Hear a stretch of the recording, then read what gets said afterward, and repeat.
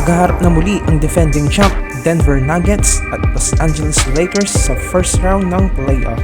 Pag-usapan natin ang bawat matchup sa pagitan ng dalawang team na ayon na rin sa ibang analyst ay dihado ang Los Angeles Lakers, pero for sure magiging maganda pa rin ang series na ito dahil kung maaalala natin, kahit na sweep ang Lakers last season ay puro dikit po talaga at pumalag ang Lakers sa Denver Nuggets. At kahit itong si Jokic aminado at inamin na sa Lakers talaga sila nahirapan sa mga nakalaban nila last postseason.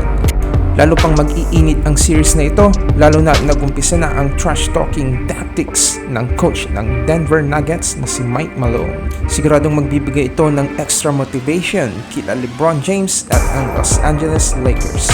Una sa ating pag-uusapan ay ang match-up nila Jokic at Davis. So far, ito ang best season ni AD sa Lakers. Di lamang sa mga numero kundi pati na rin sa availability at health ni AD. Kaya siguradong magbibigay ito ng maganda at consistent na depensa kay Jokic. At para naman sa leading MVP candidate ngayong season na si Nikola Jokic ay siguradong makukuha niya ang kanyang mga normal na numero, kaya magkakaalaman na lang talaga sa depth ng bawat team. And of course, andyan din ang kaduo ni Jokic na si Jamal Murray na kailangan din ng consistent contribution para makaalagwa talaga ang Denver sa series na ito. Dahil kung experience at gigil lang na makabawi ang pag-uusapan, siguradong lamang na lamang dyan si LeBron James. Alam naman natin kung gaano kadelikado ang isang playoff LeBron.